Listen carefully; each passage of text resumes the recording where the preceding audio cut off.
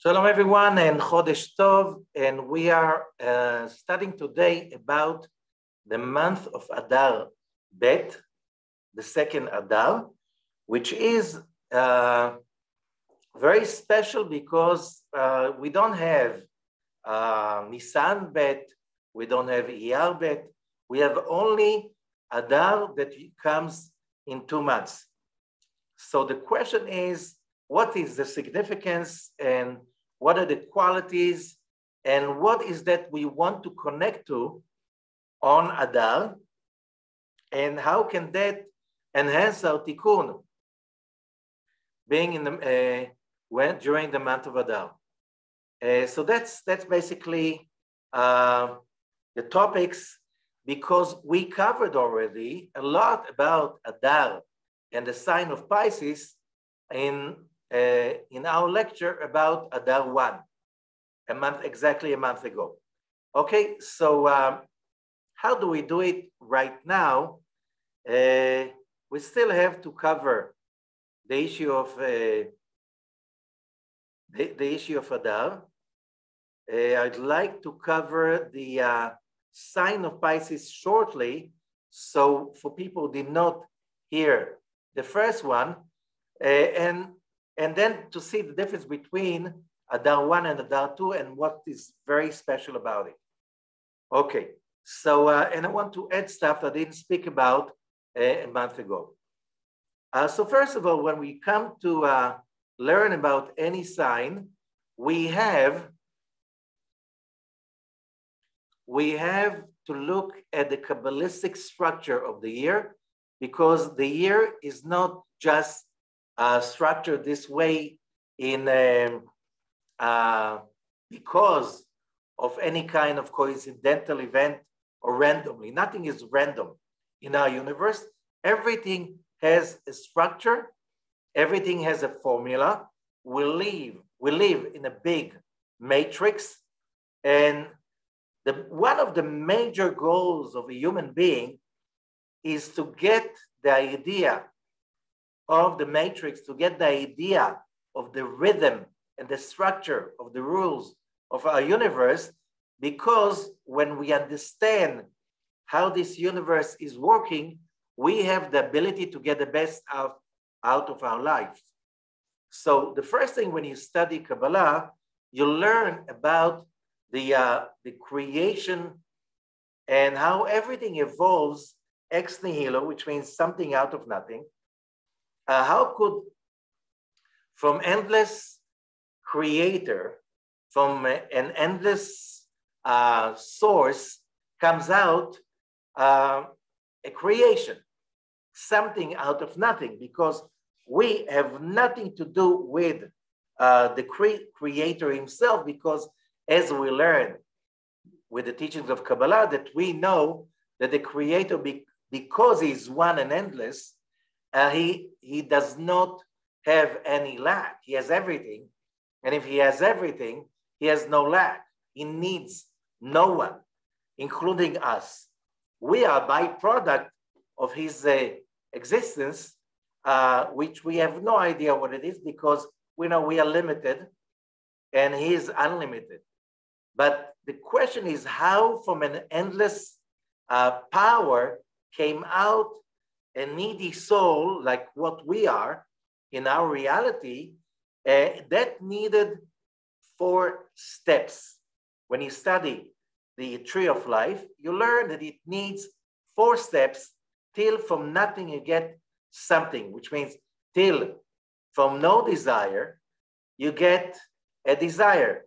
From no creation comes out a creation. It has to be 4 steps because we are talking about 2 forces. One is the endless light that emanates from and projects from the source. And the other one is the desire to receive, because if there's no one who receives, how can that light share with anyone? Okay, when we get that the whole story is a dialogue between the creator and the creation, we have basically a system that is binary, which means you have a 0 and 1. Okay, if we look at the 0, a 0 perception, 0 desire, 0 vessel, 0 anything of our perception, and how that becomes a creation. So you start with a dialogue. If you know a little bit of the study of logic, it's 0, 0, 0, 1, 1, 0, 1, 1.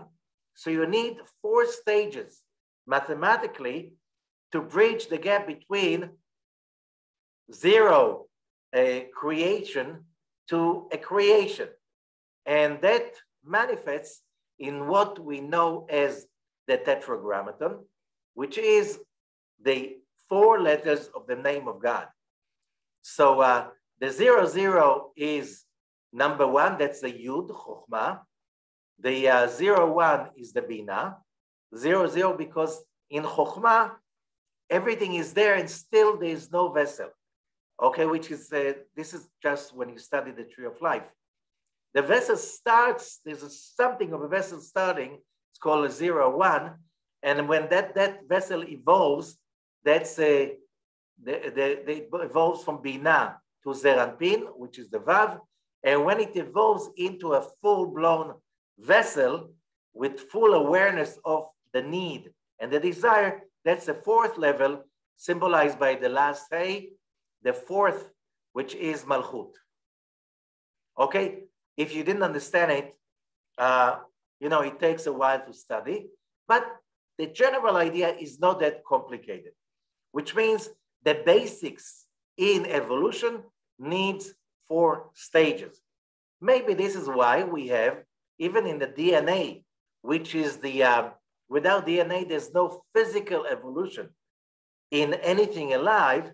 Also, we have 4 bases as the major building blocks of DNA, which anything that we know is alive is made of. Any information is based on these 4 building blocks. Okay, and you have also 4 forces in physics, and the number 4 is everywhere. And here we have also in this, what we're talking about the zodiac, we're talking about the cycle of a year, and in the cycle of a year, you have 4 parts. The first thing you see when you look at a year, you cannot see a lot, but the first thing you see is 4 anchors that you can tell. When we're talking about just relationship between the sun and the earth, you can see only 4, you can see 4 points. From the 4 points, you have the equinox, which means the 2 days, which a day and night are equal. And you have the longest night in the winter and the shortest night, longest day in the summer. So if we look at the period between the equinox of the spring till the longest day in the summer, that's the 3 months of the spring. Now, from that day of June 21st till the equinox of the fall, we have another 3 months, and that's the fall. Okay, and then from there to the shortest night, the shortest day, longest night, that's a winter. So we have 4 anchors around which the zodiac revolves. Okay, especially in the Hebrew calendar, and therefore, as we explained a month ago, for Adar I, because the yearly cycle revolves around these 4 points. However, the monthly zodiac signs, that goes around the cycle of the moon. Why? Because if you look at the skies, it's very clear, if somebody knows some astronomy, how do we know when the sun moves from one sign to another? There's no dotted lines in the heavens, so we know the sun just passed from one sign to another. And therefore, there's an argument, a long, long argument among astrologers. How do you tell the moment of the turning from one sign to another? And especially, some astrologers are saying this is so incorrect. Why? Because when the zodiac system is being created in the time of Abraham, 4,000 years ago, something like this, then the zodiac was structured differently because the axis of the Earth, planet Earth, is changing the position in a cycle of thousands of years, and it's not pointing the same direction that it pointed 4,000 years ago. So you're not accurate. If you're not accurate, how can you really decide when is the cusp between one sign to another? Since this is impossible, okay, and therefore you have this kind of doubt, a point of doubt between like which kind of astrological zodiac do you check when somebody tells you is doing you a chart, okay? Could be a human being, could be a computer program, right? You just downloaded it, or you just did it in a certain site. You gave your details and so on, and you put your birthday and birth hour and location and stuff like this. Okay, so now the question is, I don't know if you know this, but they have to give you the system they calculate, because you can sometimes look at different systems, calculate differently the turning point and the change, the crossover from one sign, zodiac sign, to another. Because there's no, as I said, there are no lines in the heavens, so we know the sun just moved from one zodiac sign to another. And however, the Jewish astrological system is saying we do it. We see that is very important. We decide that the zodiac sign is changing around the day of the new moon. What does it mean around? We don't just do it on that day. If you notice, sometimes the new moon will be in the 29th of the month. Sometimes the new moon will be on the 30th, and sometimes it will be on the 1st of the beginning of the new month. And you will ask yourself, why don't we just do it like as the Muslims? The moment there's a new moon, poof, this is when the new month is starting.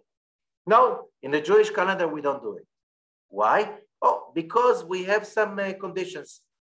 For instance, the system of calculating the new moon is also trying to make it comfortable for us. For instance, you will never have Yom Kippur on a Friday or on a Sunday. Why? Because whoever knows what's Yom Kippur, it's the moment Yom Kippur is on a Friday or a Sunday, it turns things so complicated, gets such a headache. We decided we don't want it. So we move the days. And therefore, you'll see the certain holidays. For instance, if you look at the Hebrew calendar, like the 7th of Adar, Moshe Rabbeinu's anniversary, and Lag BaOmer, which is the anniversary of Rabbi Shimon, it will never fall on Shabbat. Never. You have all kinds of tricks in the Hebrew calendar that you will see it's calculated in advance, and we delay or bring down or bring early the new moon according to our decision. Just a second. How can you do that? How can you do that? And this is one of the biggest secrets of the Hebrew calendar. The point that, yes, there is a zodiac system. There is a zodiac system of 12 signs every year. However, we have the power to determine when a new month is starting. It's like the Creator outsourced the creation of the days and the signs of the zodiac and gave it to us. And therefore, when you see in the prayers of what is called Musaf, especially in every holiday in Rosh Chodesh, there's a prayer that is called Musaf. Also on Shabbat. Musaf is a prayer that is, the silent prayer. You know, we have 3 times a day the silent prayer. One in the morning prayer during the Tefillah of Shacharit, one in the afternoon prayer, which is called Mincha, and one in the evening prayer, which is called Arvit. However, during the holidays and Shabbat and Rosh Chodesh, there's another prayer which is called an additional. Musaf means to add, that in the morning prayer of those special days, there is a reading of the Torah after the silent prayer. And after the reading of the Torah, there's an additional silent prayer that is dedicated, the text is dedicated to, it has basically 7 blessings, not 19. 7 blessings, which the middle blessing is dedicated to bless the new, the holiday, okay, or the Shabbat. Now, Shabbat has been determined in the creation, and since then, all of humanity is counting a system of 7 days, and everybody has the same calculation, and you cannot change that. Therefore, the middle prayer of Shabbat Musaf is Baruch Atah Hashem Mekadesh Shabbat. Blessed are you, God, the one who sanctifies the Shabbat. Why? God created Shabbat, didn't ask us about it. However, on Rosh Chodesh and the holidays, it says Mekadesh Israel ve'azmanim, Israel ve'rashei chodashim. The one who sanctifies Israel and the new months, Israel and the special holidays, which means why here adding Israel on Shabbat, it doesn't say Israel, because whoever decides when the new moon is, when the holidays are, is the nation of Israel. We decide. When we can push it around, not just a day or 2 sometimes, we can also push it a month ahead. When we add another month of Adar, and that creates something very powerful, that it says in the Talmud, something very, very, very important. In the big picture, the system, the mathematical system of the Hebrew calendar is calculated thousands of years ago, and it's still precise, okay? It's very complicated, but it's still precise. However, during the times that it was not published, and only the High Court in Jerusalem will make that decision when starting a new month, okay? And the Talmud is saying, even if they made a mistake in the calculation, the moment they decided and published when is the new month, it's when the new month begins. What if they made a mistake deliberately, not by mistake, okay? Deliberately, they published and announced the new moon, and they did it wrong. It's still the new moon. That's what the Talmud is saying. And the Talmud is saying this is a big, big, big, powerful secret, how a human being has been entrusted with so much power in his mouth. So when we declare on a new moon, every Shabbat before the new moon, which is called Shabbat Mevarchim, Shabbat of blessing of the new moon, every synagogue around the world the whole synagogue is announcing the new moon will be on this. There's an announcement exactly on the split minute and second of the new moon. But then after that, we say, and it's being written, it's like in the calendars, when will the new moon happen? When the new month is starting, okay? On the 29th, the 30th, the 1st, that's when the new month is starting. Okay, when will be the 30th? If there's a 30th, or it's just 29th and then the 30th. And it's all of this, it's being announced in the synagogue.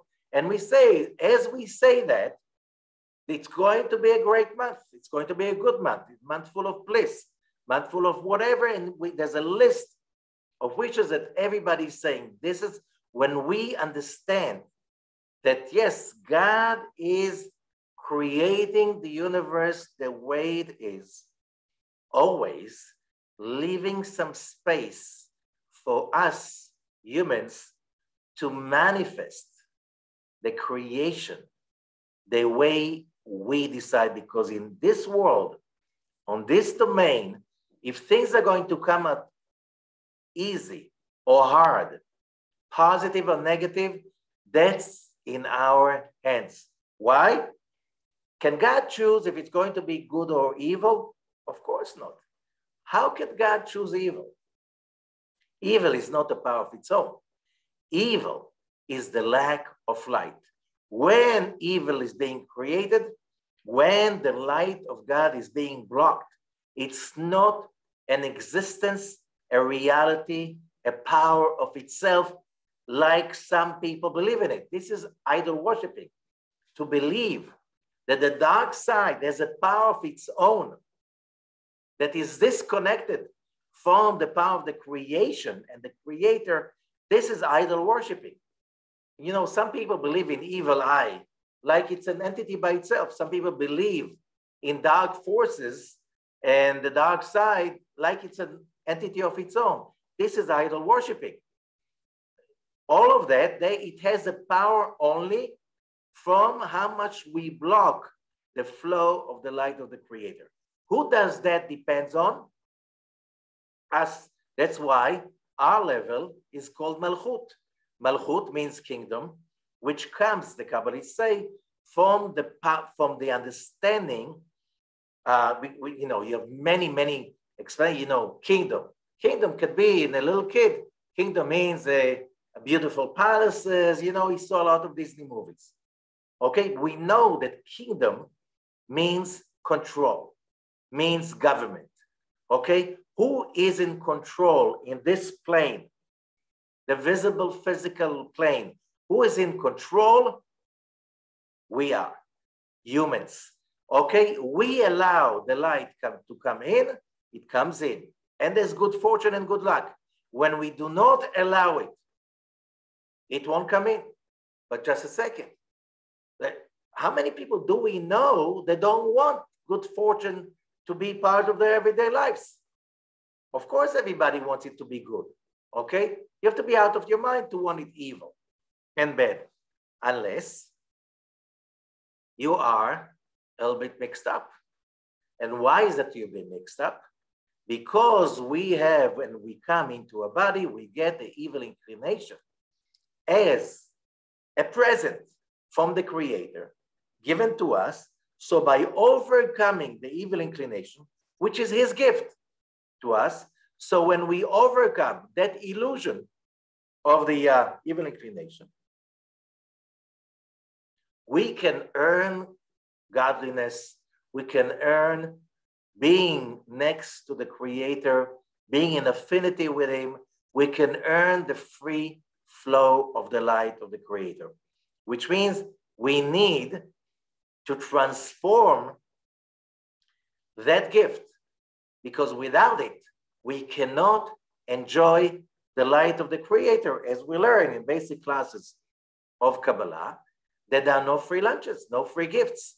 Human beings, because they are made by essence and in the image of God, they cannot enjoy anything unless they've earned it, because you have to be the creator of your joy and your happiness and the free flow, and you need the evil inclination in order, and it has to be really genuine, so you believe in it full-heartedly, that it's a power of its own. And then you have to undo that belief, undo that faith in evil. And by this, you can earn being closer to God. That's the whole story. Okay? So one of the major steps is when we understand the Hebrew calendar, we understand that because we are Malchut, we have the control. We control if the light of God dwells in our reality or it feels like it's so far away. It's never far away. It's always endlessly available and present in everything we do.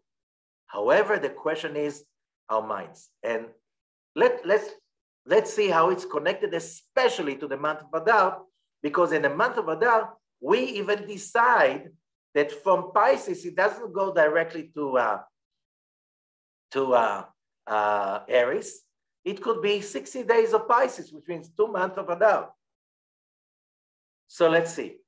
Okay, so if you look at the calendar you have in front of you, you see that the spring has 3 signs, the summer has 3 signs, the fall 3 signs, the winter 3 signs, and the winter, which is representing, which means when we say representing, it means that the forces of the creation are manifested through the dimensions of time and space, which means that dimension that is called Malchut is manifesting itself in that season that is called winter, which means time, we have to remember, is also a dimension. When people are saying, where was God before the creation? What was he doing? We have to understand that when we say the word before and after or during, we are speaking about time. The Creator is about time, is above time, because time is a dimension. And a dimension means it's a limitation. The Creator is above all limitations. The limitations were created for us so we can transform them, overcome them, control them, okay? So the Creator manifests himself through the different dimensions of time and space, but he is above it. So you can't ask questions that deal with time and space with the Creator because he's not contained in time and space. He's above time and space. Time and space control us, not him, till we undo that control.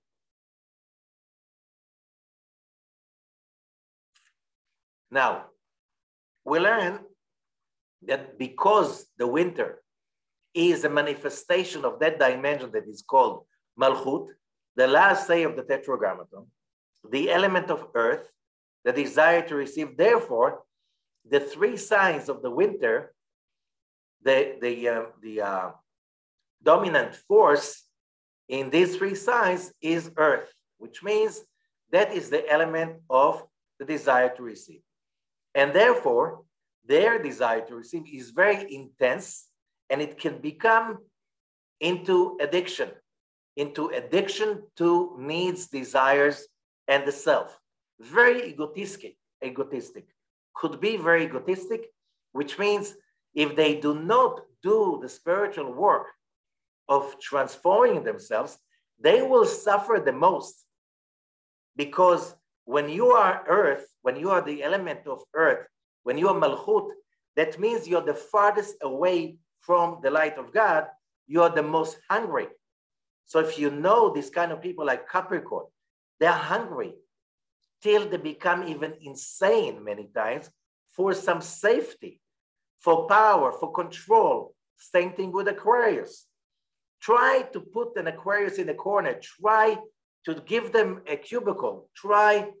They are so obsessed with their own freedom till they don't even know, what intimacy is about if they do not overcome that need for freedom and for own expression and so on. So they can become so addicted to it in obsession. And the same thing with Pisces about their own obsession for their own freedom, their own privacy, their own intimacy, and so on and so forth, and their own need for, control from a different way.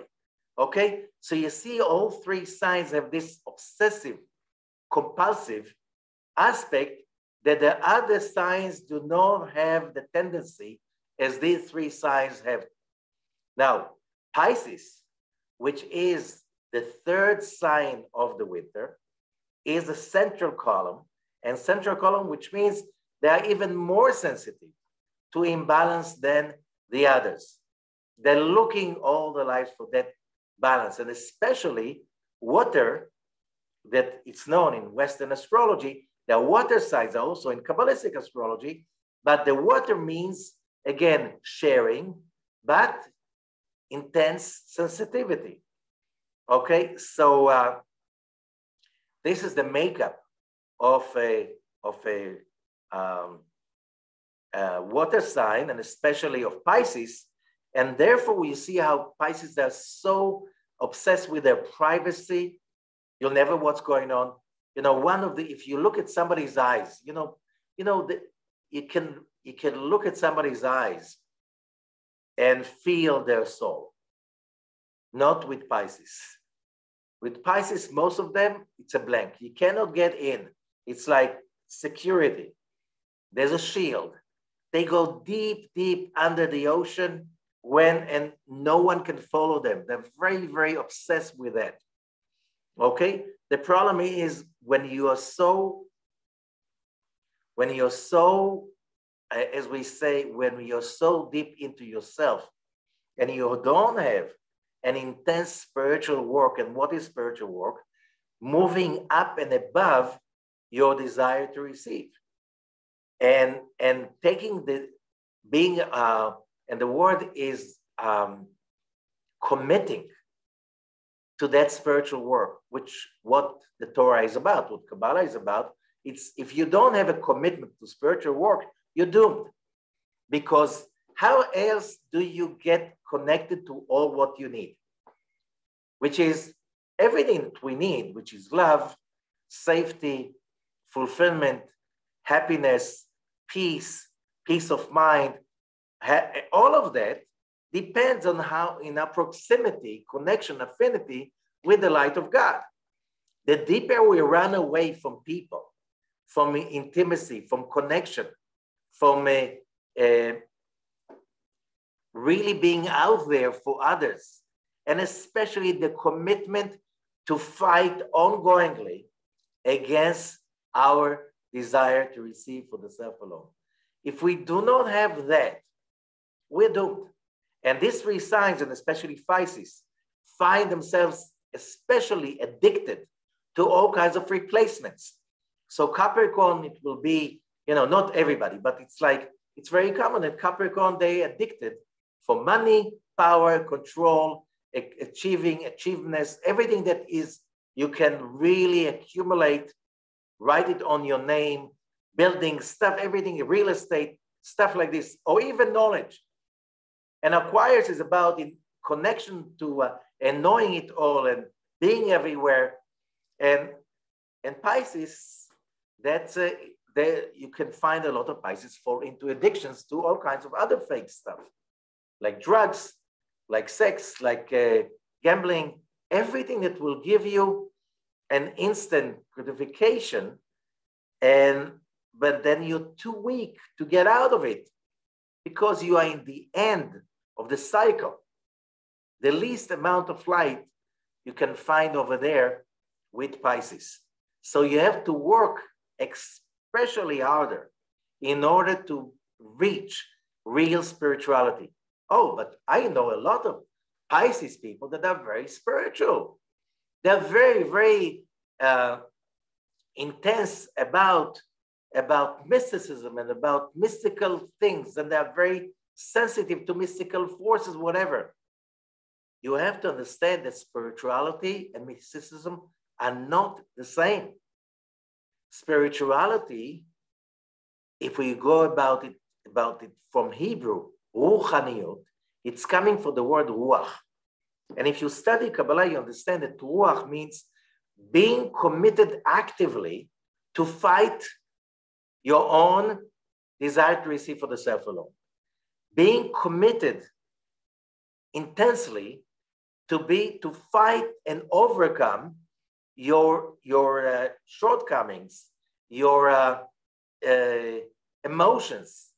I'm talking about instincts, emotions, that your lower emotions, your natural emotions that are part of us being in a body, like sadness, anger, fear, all of that stuff that are called reactions.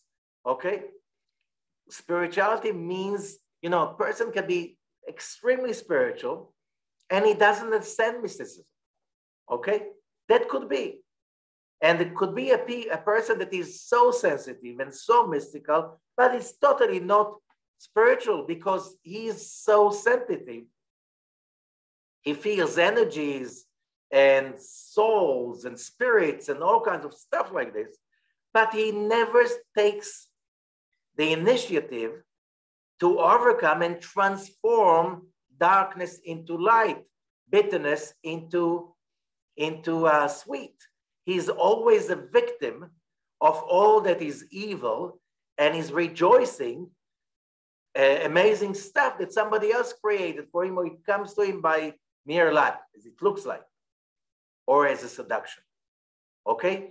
This is the problem with Pisces. They think they're spiritual while they're sensitive, oversensitive, and mystical. That does not mean that you are spiritual. Spirituality is about taking responsibility to overcome your emotions and transform the negative ones into positive, and to use the positive into sharing with others and not holding them for yourself. Okay? So when you understand the framework of the sign of Pisces, this is very important to understand that this is the background. Okay? Now, so we learned that according to Sefer Yetzirah, the letters that created the sign of Pisces, it's two letters because we have the Gimel for Jupiter, and we have the letter Kuf for Pisces. Okay, so it's Kuf and Gimel. Now the letter Gimel means, it's coming from the word Gomel, which means rewarding, because Jupiter is a rewarding planet. It is a planet of bliss. It is a planet that makes, when you connect to the frequency of Jupiter, you feel the bliss, you feel lucky. It's easier to get into the zone and to feel the vibrations of positivity when you are aligned with the energy of Jupiter, or when you have very powerful place of Jupiter in your astrological chart. It means that you're very lucky. Okay, that's one aspect. However, as we said, when you're lucky, you can get into complacency, which is a very dangerous place. So everything good or evil, it looks like that we have in our charts, it's not good or evil, it's just an opportunity. What do we do with that opportunity? Is Jupiter influence making us complacent or makes us grateful? This depends on us. As we said, we are Malchut.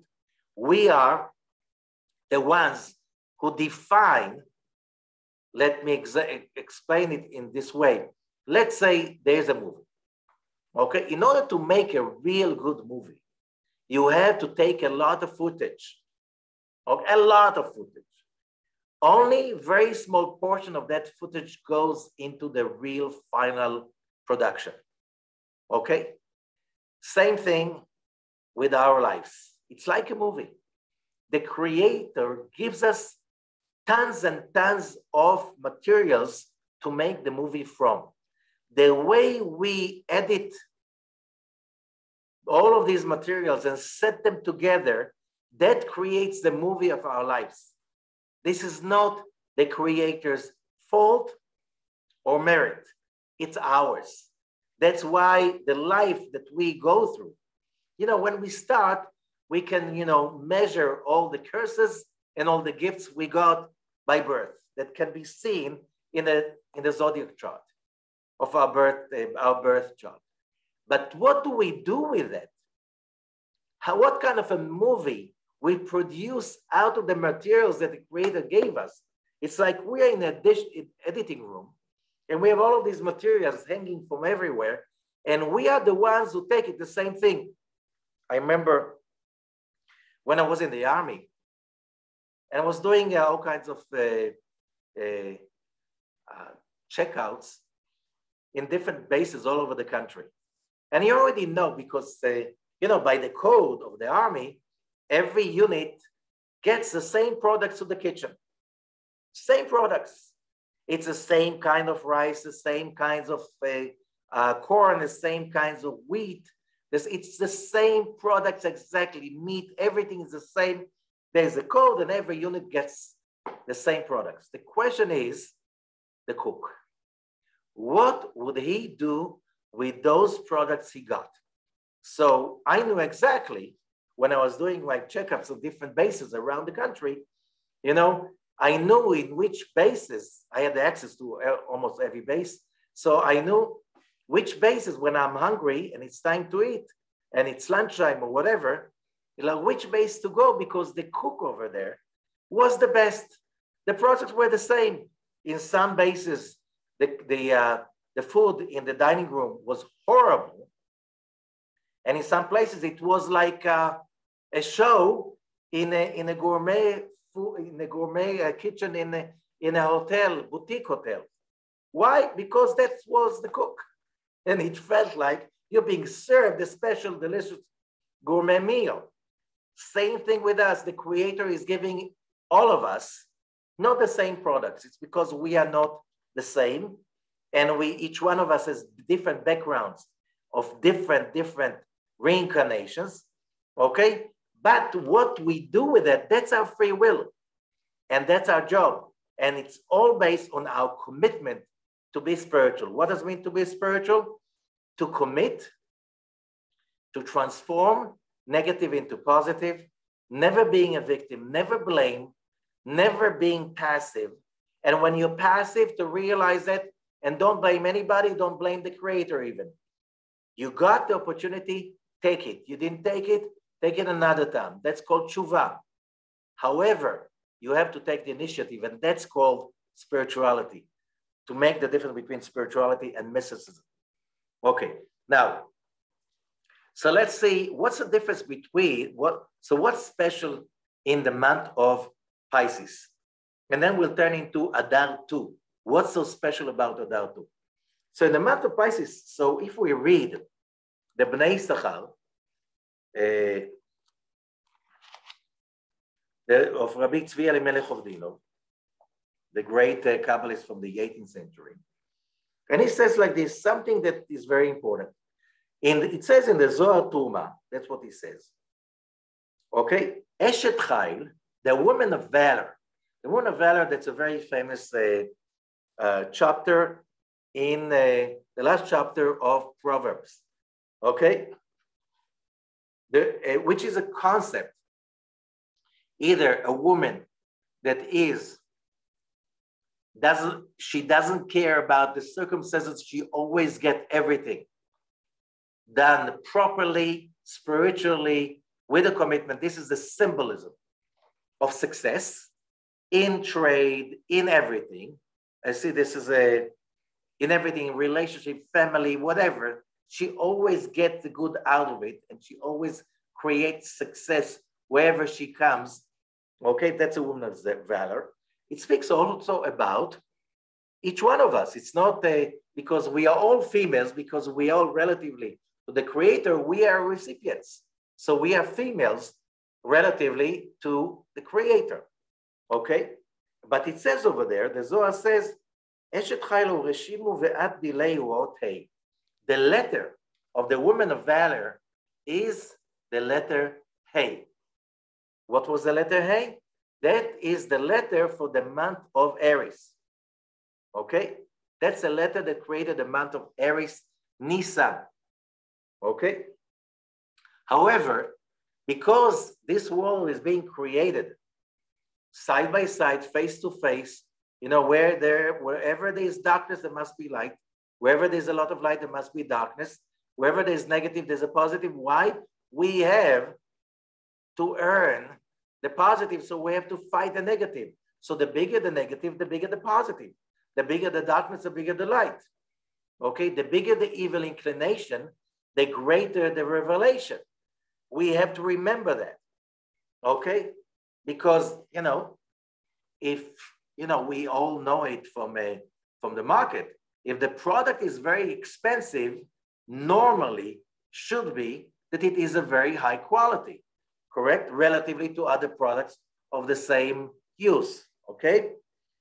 So if you have the women of valor as the letter A, we have the force that is opposite to it, which is the vessel of the darkness, and the letter for it is the letter Kuf. Kuf, and that's a letter, by the way, of the sign of Pisces. How do you know that? So we learned from the Zohar. If you look at the Hebrew letters in, the 22 basic original Hebrew letters, only one letter goes under the line, the letter Kuf. And it's called Ragleha Yordot Mavet. Her legs go down to death. Because down below, that's death. And that's the leg of the Kuf. Now, Kuf in Hebrew, there are few meanings. The first is Kof, an eye of an eagle. And that's, all alphabets, most alphabets around the world, phonetic alphabet, they come from Hebrew. And that's why they mean something. The names mean something only in Hebrew. When you say alphabet, people think it's from Greek. But alphabet means nothing in Greek. It means only in Hebrew. Okay? Aleph is the head ox of the cattle, okay? And bet means a bite. It's a house, okay? And you see the form. If you take the letter A, or capital A, and you turn it aside, it looks like an ox with two horns, right? That's where it came from. Okay, the letter Kof, if you look at it, turn into English Q. So the real translation from Kof is not K, because K is Kaf. You know Kaf? It's a hand. You see the Kaf? That's a K. Okay, or like this, it's C. Okay, so that's a Kaf, that's the origin, a hand. But Kof comes from, so the Q, if you complete the circle, and there's a long line, you get an eye of an eagle. So that evolved into Q in English. Okay, so Kof is an eye of an eagle, but it also means a monkey. And what is a monkey? It looks like a human. It looks like a human. It imitates humans, especially orangutans. Okay, it has a lot of traits of humans. That sometimes it convinces you they're almost humans. They also have a thumb like humans. However, they can never be humans, because only a real, true human can overcome his or her desires and transform darkness into light, negative into positive. Okay, that's what makes a human human. So when you want to fake something that looks like a human, but it's not. Okay, looks like it's spiritual, but it's not, it's just mystical. Okay, that connects to the big trap of a lot of Pisces. They think they're spiritual because they're very high mystical senses, but that's not what spiritual is about.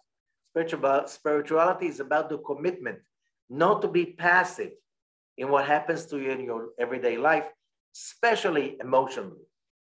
Okay, so now, so if we see, they continues Rabbi Tzvi Elimelech.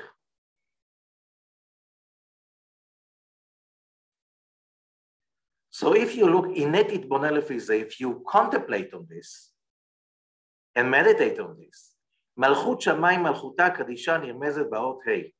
The heavenly kingdom is represented by the Hebrew letter Hey, the letter for the month of Nisan, the month of Exodus, the month of visible miracles, the miracle of the Exodus, the miracle of the splitting of the Red Sea.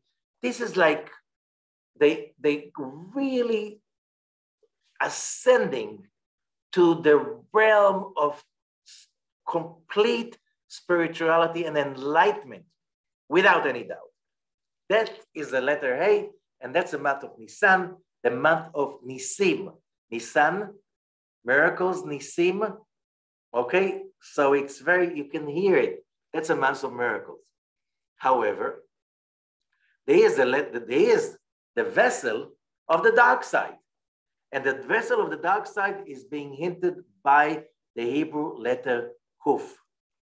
Okay? And this is marked in the Talmud Tractate Sanhedrin, page 29a. Now, if we look, so that, and also now you understand why Pisces is at the end of the zodiac signs.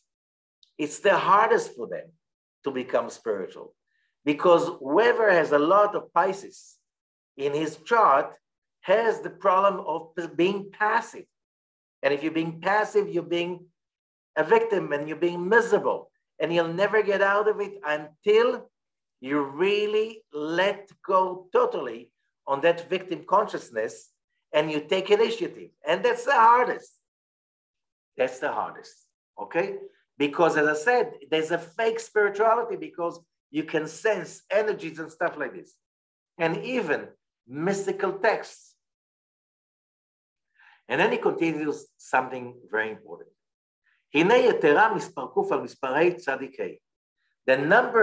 number, every Hebrew letter is a number. The letter Kuf is the number 100.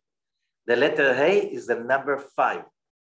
Okay? That's why the symbol for protection from evil eye is 5 fingers, right? The letter Hey. That's the letter Hey that was put on the doorposts and the lintels in the Exodus. Okay, that's a 5. The Kuf is 100. The difference between 5 and 100 is 95, which means to make that leap between being a victim, sitting in the dark, and blaming the whole world, which is the worst aspect of being a human being, and transforming that into the highest place of miracles, visible miracles, when you see the light of God everywhere, that you can try and overcome any physicality. That's a Hey. So the number between the two is 95, and 95 is a magical number. It's a magical number because of that. What does that mean for us? Okay, so when we go to the book of Esther, and we see why the book of Esther, the Megillah, and the story of Purim had to happen in the month of Adar. Had to happen in the month of Adar. In order to give us another tool to overcome negativity, to overcome our nature, because we all have that Pisces aspect. Every human being has all 12 signs of the zodiac within him. Nobody is just an Aries or a Taurus or something like this. God forbid. We all have the aspect. We all, when we sit in the darkness deep inside the oceans of our sores and negativity and pain and victimization, this is the dominant side of the Pisces in us that comes out to the surface. Okay, so when we look at this, it says in the book of Esther, אחר הדברים האלה גידל המלך אחשוורוש את המן. The book of Esther, chapter 3, verse 1, after those things, the king, Achashverosh, brought to power Haman. And the word, the king, Hamelech, and the word Haman, which is the symbol of darkness and evil and dictatorships and cruelty and so on, Haman, both of them, numerical value, Gematria 95. Okay?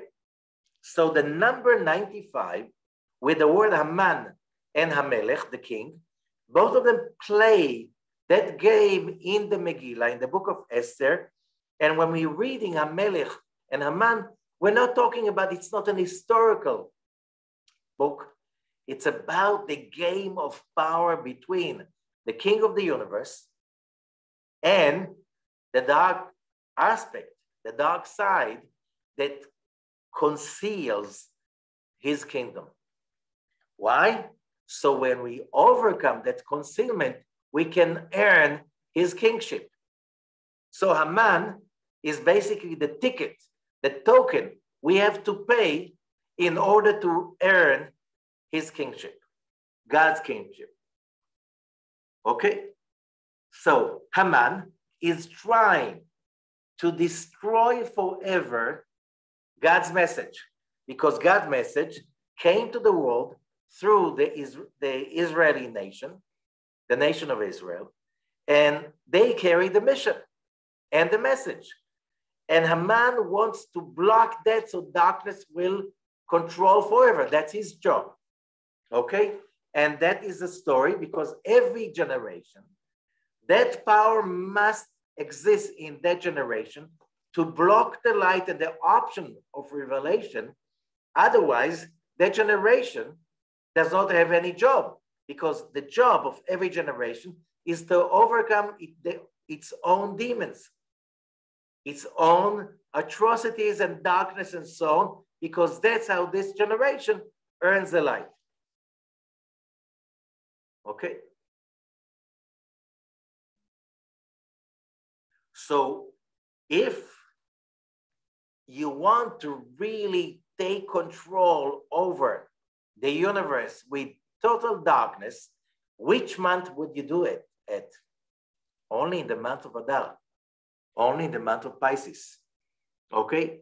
And therefore, when the Arizal, Rabbi Zakloria, is teaching us that Haman was one of the biggest warlocks, sorcerers, black magician, whatever you name it, man of magical dark powers that ever walked on earth. His wisdom was intense.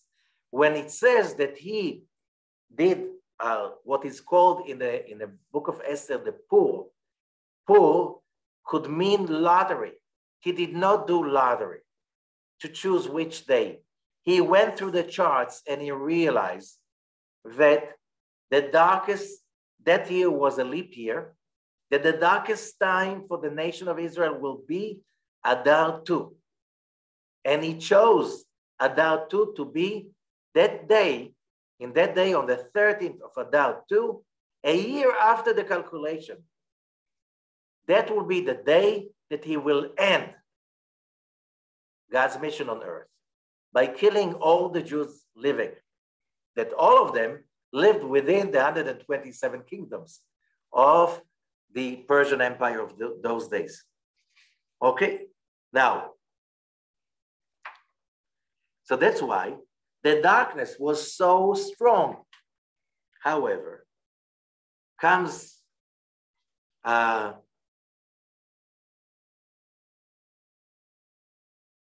Kabbalists, and the Kabbalists will teach us, Ein הכשפים שולטים במי שנולד באדר ב'.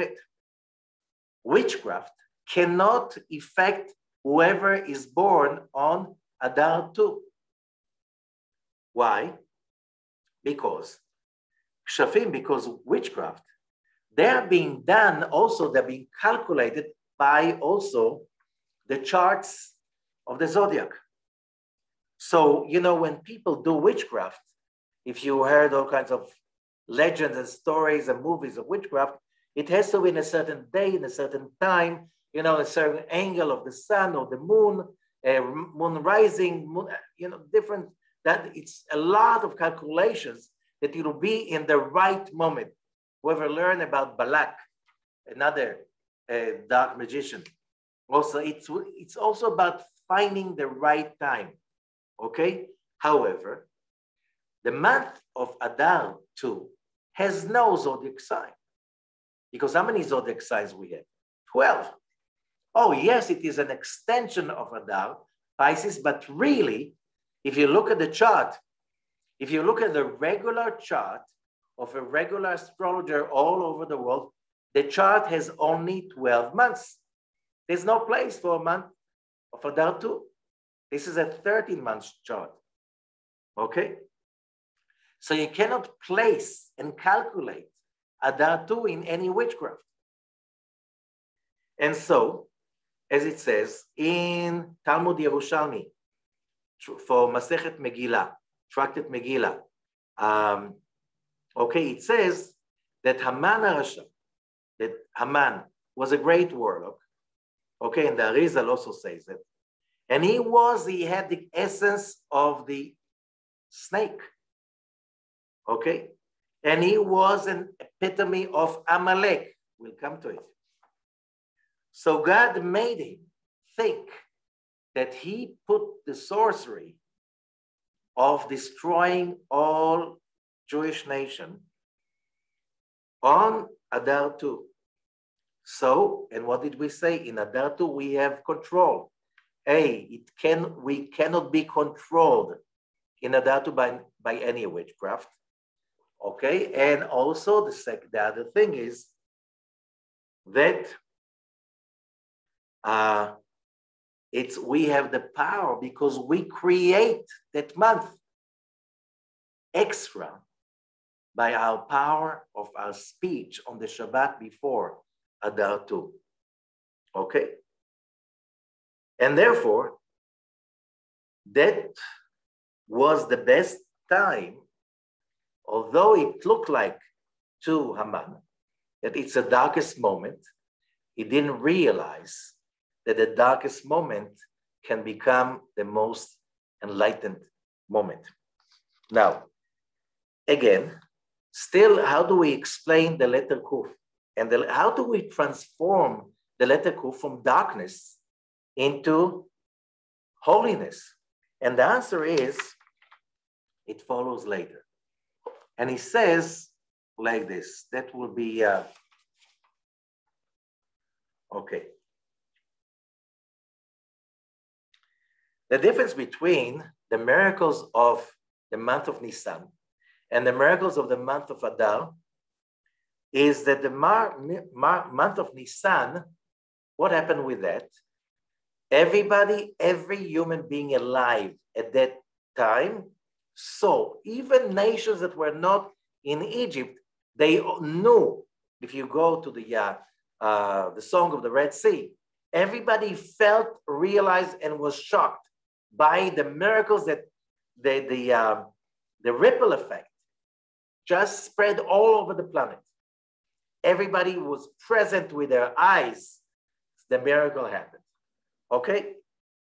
Everybody could see the plague of the firstborn. Everybody could see what happened to Egypt. Everybody could feel all over the world when the water was split in the splitting of the Red Sea, also in Nisan. Every water around the world was split, and everybody knew it's because the Israelites are crossing the Red Sea. There was a very visible miracle. If you read the book of Esther, which is part of the 24 books of the Holy Bible, the canonized Hebrew Bible, okay? There's not one mentioning of God. But you read the book, and there's no doubt that God is present everywhere. And as we said, whenever the word Hamelech, the king, is mentioned, this is the king of all kings, the king of the universe. So there are two kinds of miracles. There are the miracles of Nisan, and you know what happened after all of these miracles? There was a golden calf. But there's the miracle of Purim. There was no magical miracle happening in Purim. Everything happened miraculously by nature.